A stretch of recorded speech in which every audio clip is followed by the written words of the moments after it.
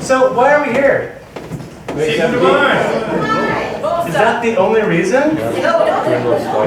Great people. Okay, well we're here having great people, definitely. So I wrote some notes. My notes were pride, proud of being Norwegian. You know, this is a day to be proud. I mean, there's a lot that happened on this day many, many years ago. And then some other things happened throughout history really close to this date that made us even more proud to be Norwegian. And so through that, you know, pride. It's a big deal to be proud of being who we are and our heritage and where we've come from. I mean, the Norwegians, the Vikings, think of all the crazy things they did in their history, and then what the Norwegians did when they said, no, we don't want to be Vikings anymore. We want to settle down and be farmers and just raise our children and be parents and be farmers and have cows and chickens and all that fun stuff, and then farm this crazy land that has lots of rocks in it. So that was not an easy task. So it's a big deal and a lot to be proud of. Hard-working people. And then respect, you know, respect for those who came before us. You know, my dad's here, and you know, his dad's on the charter here, and so the respect of the hard work that went into making this lodge what it is, originally down on campus and all of that, and then all the people who took the hard work of making this happen and bringing this all together and trying to somehow dismantle what we had over there and then dream what we could do with it over here. So the respect for all the hard work that made this lodge what it is today. So it is about May 17th, but it's also about honoring those who came before us and made this lodge what it is. That's a big deal. Being a dad, you know, being a husband, and then you know, having my dad here, it's a big deal. So and a lot of you guys have put in a lot of backbreaking work to make this possible. So that I get to stand up here and tell you a little bit about our family's history and the backbreaking work that they did, and why I'm proud to be a member of this lodge and involved in this lodge. And so, yeah, my third note was honor, and I think we've already covered that a bit, of just honoring those that came before us. And, you know, all the hard work that, I mean, becoming free in a country where, you know, Sweden was, at that time, was ruling our country and pretty much telling us how the Norwegians need to live their lives, and we're like, but we're Norwegians, we're not Swedes. So we want our country back, and you guys need to go home. So that's a short version, of course, but condensed version. Very But you know, they did it, and then you move forward through history and look at the celebrations and what it took to. I mean, it started out with kids, but it was only boys, and then what it took to get girls to be a part of those parades. I can't even fathom that, but it's, you know, that is what the steps we've made through history. And Norway's done an amazing job of all of that inequality and making the world that we see now. They've been leading the way in a lot of ways. And so we should be very proud of that and all the hard work they put in to make this world a better place. They're doing a pretty darn good job. So, yeah, they may pay a lot in taxes, but they also get a lot for those tax dollars. So, everyone lives, you know, everyone lives on an even keel for the most part. There's no high, there's no low. Everyone's just happy and lives a good life, and for the most part, and that's a good thing. A lot to be said for that. So, this is pretty awesome. So through that, you know, I mean, for me and my family, my grandfather moved to America in 1928, and he didn't know English. He knew nothing about America other than what he read about in this atlas that was his, coming over on the boat. So going through history, there's the Vikings, of course, and I know, you know, especially kids, they like all these cool things and whatnot, so I had to bring some cool stuff. But then with our family, as we move in through the timelines and whatnot, some things that my grandfather, this was his, everything okay with it? Yeah, good. This was his, you know, his music maker, his piece of home that he brought from Norway, and it does make noise still, but it's not overly functional, but it does make noise. So, and then this box of just little trinkets, this is the mats. So, I can't even imagine, and he had a bag. You know, so he had like 3 things, and that was what he had. Those were his possessions to his name. It came over with 2 brothers, and so, you know, worked his way west, and then eventually made it to Clam Falls, and then 2 brothers went to Eugene, and decided, you know, and so the brother would come and visit, and then here comes Emma into my grandfather's life. World changed, and I love my grandma. She was an amazing lady. So this is my cousin here, and so they were sisters. The grandmas were sisters, and so we grew up together, Serena and I, and we both loved our grandparents over anything else in the world. So this is every day, sorry. But they were special people, and very proud, hardworking people, and very proud of what they did and who they were and what they did to do to bring. Well, to be a part of this. I mean, my grandma Emma and Alfred were one of the founding members of this lodge, and I can't imagine what it was like back then. You know, my grandma was the proud American because she was born in America, but her parents were born in Norway, so she was of that mindset. And then my grandpa was born in Norway, so he was proud to be a Norwegian. And so you had the two. Like, how do you be proud to be Norwegian and be proud to be American at the same time? And that must have been hard, especially during the times of the war and all of that, where a lot of people thought Norwegians were Germans as well. If they heard them speaking Norwegian, they were like, "Are you speaking German?" You know, it was just, that's how it was back then. So, so yeah, I can't even imagine what it was like back then. So, moving forward, we get into, sorry, I brought little visuals. So, 1940. 1940. Grandpa becomes a dad, and my dad Dale is born, and also starts with a gas station. Gas station. Recognize the these are from the Shell gas station. So, and there's some pictures up here if you saw my grandpa and my dad from a long time ago. This is my dad's work shirt down here from the gas station. So, the real McCoy. So 1940, a big year, some big changes. Started building the house in 1938 and finished it in 1940. Some of you know where that house is on Lincoln Street. Maybe even played in the backyard of that house. Who knows? Or had a barbecue there. There's a beautiful brick barbecue is still there. So yeah, so 1940, big year. And then the family changes a little bit.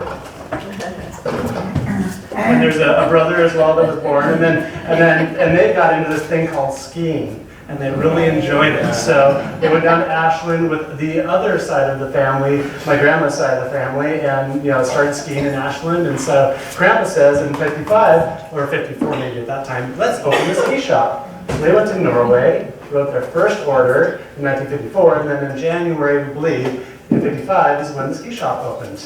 So. Dad, you were 12 years old, is that correct? Yes. Yeah, so something like that. So opened a ski shop, and through there, that's where some of these lovely things come from. And so, starting a ski shop. And so he had a gas station and a ski shop, and he built this business for his kids to grow up in and then have a job and something that gave them security throughout their lives.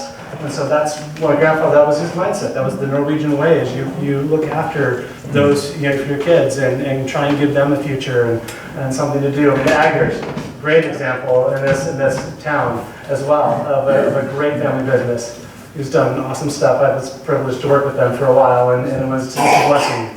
And I even my boy got to be a part of it, which was even better. So it was really, really cool. So I always appreciate all that you do for our family and for me. And so, but here we go, hardworking people, that proud Norwegians, and hardworking in trying to protect their family and give their families a future, and with giving them a job and a way to make money and secure their own lives and their own futures for their kids. And there's no better and no greater goal than that.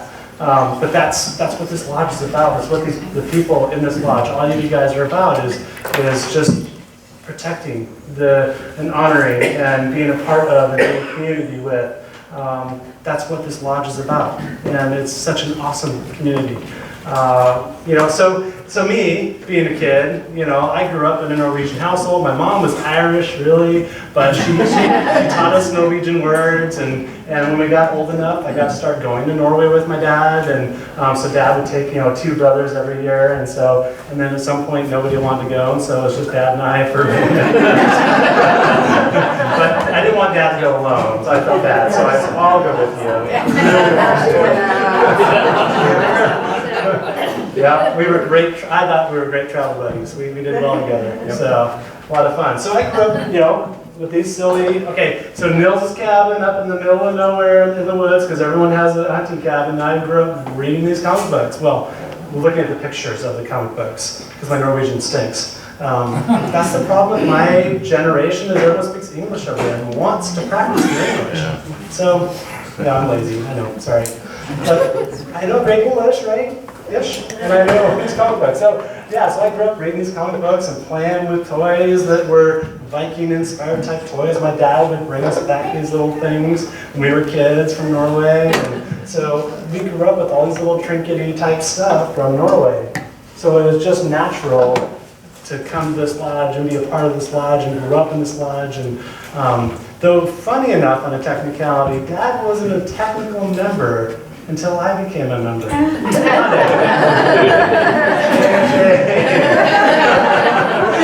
Sometimes you have to follow the leader. Well, I had to strong arm in a little bit. Like, come on, Dad. And I think he's been very happy, yes, so it's been great. So yeah, so it's, it's this whole, why are we here today? Why are we celebrating this day? For me, there's a lot of reasons. I mean, it goes deeper than just May 17th. It's you guys, it's this community, it's what we have here. We have this awesome building with an amazing library with so many incredible books that we get to just go and peruse through and enjoy. And I mean, Della, you've put your heart and soul into that. It's been incredible.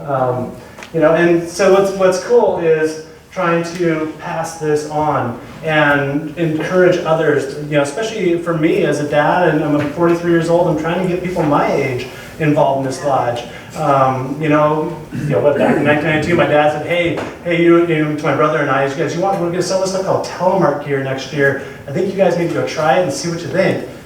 I was smitten, done. My Alpine gear was to the side. I'm like, this is our heritage. This is who we are. We're Norwegians, man. Vikings were telemark skiers. They weren't really telemark skiers, but that's great. But we'll take it. So at that time, I didn't know.